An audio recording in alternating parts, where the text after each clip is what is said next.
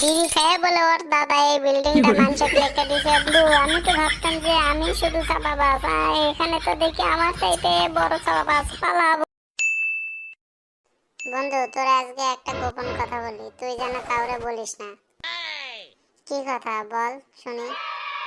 পেছনের যে বিল্ডিংটা দেখতে পাচ্ছিস না, ওটা আগে আমার ছিল। তোর আগে ছিল মানে? এখন নাই কেন? আরে তুই তো জানিস আমার মন কত বড়, এগুলো দান টান করে দিছি বুঝিস নি। কত ধন সম্পদ আর রাখবো, এই জন্যে দিয়ে দিছি চাওয়া মাত্র। তুই কারে দিলি চাওয়া মাত্র, আর তোর থেকে কেই বাঁচাইছে? আরে বন্ধু আর বলিস না, এখনকার বিল্ডিং এর যে মালিকটা না, আমার হাত পা ধরে কতই না কান্নাকাটি করছে বিল্ডিংটা নেওয়ার জন্য। তো আমিও বেচারার মুখের দিকে তাকায় একটু মায়া দয়া হলো বিদায় বিল্ডিংটা লিখে দিলাম যে যাক করে থাক। ও আচ্ছা, এবার বুঝলাম বিষয়টা কি। তুই আবার কি বুঝলি? এই যে তুই সবকিছু দান দুন করে দিছু, দেওয়ার পর থেকে তুই নিজেই এখন ফকির। বছরের পর বছর একটা গেঞ্জি একটা প্যান্ট পরে আছো, তো কেউ তো 10টা টাকাও দেয় না। তুই বন্ধু হয়ে বন্ধুকে অপমান করলু। আরে অপমান কেন হতে যাবে, আমি তো তোরে আরো সাই দিলাম। তোর এগুলো পচা গপ্প শোনার পরেও যে আমি তোরে বললাম যে হ্যাঁ তুই দান করছিস বিদায় আজকে তোর এই অবস্থা। তো আমি তোরে সাই দিছি বিদায় তো এটা বললাম, না হলে তো বলতাম যে কাছে নাই 10 টাকা তুমি বিল্ডিং এর গল্প মারো। কি করবো বল বন্ধু, জীবনে কিছু করতে পারি বা না পারি, এগুলো গল্প জানতে সেই ভালো লাগে, মনটাতে কত আরাম লাগে আমি বোঝাতে পারবো না। আরে বন্ধু শুধু তুই না, আমাদের এলাকায় এই পচা গপ্পধারী যে লোক এত বেড়ে গেছে যা বলার মতো না। আশেপাশে যেখানেই দেখবি সেখানেই খালি পচা গপ্প, বড় বড় গপ্প, এক একজন তোরে খালি শোনাই দিয়ে যাবে। এই দেখ বন্ধু, বলতে না বলতে আরেক কামাল হাজির হয়ে গেছে। এখন যে কত ধরনের পচা গপ্প শুনতে হবে। আরে বন্ধুতারা, কি খবর তোমাদের? কি করো তোমরা এখানে? না আঙ্কেল, তেমন কিছু না, এমনি এখানে দাঁড়াই থেকে বিল্ডিংটা দেখতেছিলাম আর একটু দুইজনে গল্প করতেছিলাম। আঙ্কেল আমরা শুনলাম যে এই বিল্ডিং নাকি আপনাদের ছিল আগে। আরে হ্যাঁ হ্যাঁ, এটা তো গেল অনেক আগেকার কথা, তো তোমরা কেমনে জানলা? না আঙ্কেল, এই যে এলাকার লোকজনের কাছ থেকে একটু শুনছি আর কি। আরে তোমরা যেহেতু শুনছই তাহলে মূল ঘটনাটা তোমাদের বলি। আসলে আমার দাদা একদিন রাস্তার ধার দিয়ে যাচ্ছিল, যাইতে যাইতে একটা লোক তার দিকে এসে একটা বিড়ি হাতে দিয়ে দিল যে ভাই আপনাকে দেখে আমার ভালো লাগছে, আপনি একটু একটা বিড়ি খান।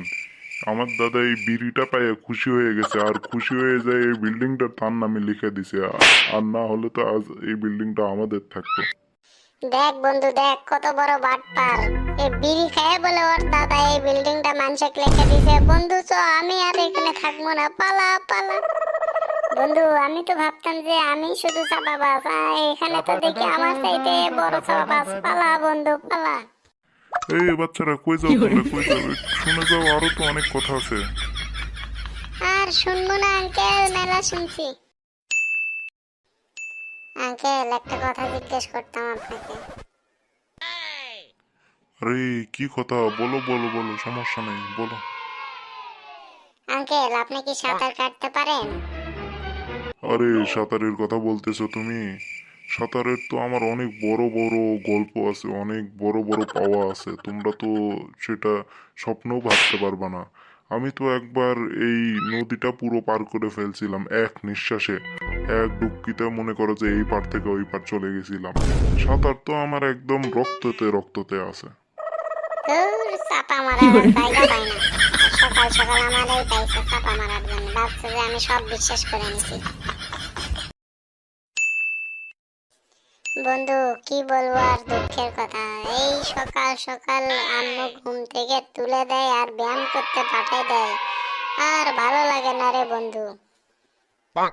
হ্যাঁ রে বন্ধু, ভালো তো আমারও লাগে না, কিন্তু মা যে পেটায় এই জন্যই তো আসতে হয়, না ছাড়া তো আমি আসতাম না জীবনেও এত সকালে ঘুম থেকে উঠে। খালি মনটা চায় এমন শুয়ে পড়তে। এই বন্ধু উঠ উঠ উঠ, সজল আঙ্কেল আসতেছে। তোরে দেখলে এরকম অবস্থায় তোর মারে গিয়ে বলে দেবে, তোর মা আবার তোরে সকাল সকালে পিটুনিটা দিবে। উঠ উঠ তাড়াতাড়ি উঠ। হ্যাঁ, মালটা কই? বন্ধু তোর পিছনে পিছনে। এ আঙ্কেল, কখন আসলেন আপনি? কেমন আছেন আপনি? আরে বাচ্চারা, কি করতেছো তোমরা এখানে? এক্সারসাইজ করতেছো? না আঙ্কেল, সকাল সকাল আমরা এখানে চোর ধরতে আসছি। কি বললে? বুঝতে পারিনি। না মানে আঙ্কেল, আমরা এখানে এক্সারসাইজ করতে আসছি। এখানে এক্সারসাইজ ছাড়া আর কি করব আঙ্কেল? হ্যাঁ আঙ্কেল, আমরা দেখেন লাফিয়ে লাফিয়ে এক্সারসাইজ করতেছি। আপনিও আসেন না আমাদের সাথে? আরে আমার কথা আর বলিও না। তোমাদের বয়সে থাকতে আমি নদীর উপর দিয়ে হাঁটছি, এক্সারসাইজ করছি এবং মাছ ধরছি সকালবেলা, বাসার কাজও করছি এবং এক্সারসাইজও করছি। তোমরা তো আর এগুলো পারবা না আমার মতো, তাই না? বন্ধু চল বাসায় চল, মার খেলে খাবো। এরকম আর চাপা শুনতে পারবো না। সকাল সকাল নাকি পানির উপর দিয়ে হাঁটতো আগে, এত বড় চাপা আর সহ্য হয়? চল বন্ধু চল, এর চাইতে নাই দুটা মারি খেয়ে নিব না, তাও এগুলো এত পেশালা শুনতে হবে না, এত বড় বড় চাপা। এই বাচ্চারা, কই যাও কই যাও? আরো তো কথা আছে, এগুলো একটু শুনে যাও। আঙ্কেল, আমাদের এক্সারসাইজ শেষ তো, এই জন্য তাড়াতাড়ি বাসায় যাইতে হবে। তাড়াতাড়ি বাসায় না ফিরলে আম্মু আবার বাসায় পিটাবে লাঠি দিয়ে।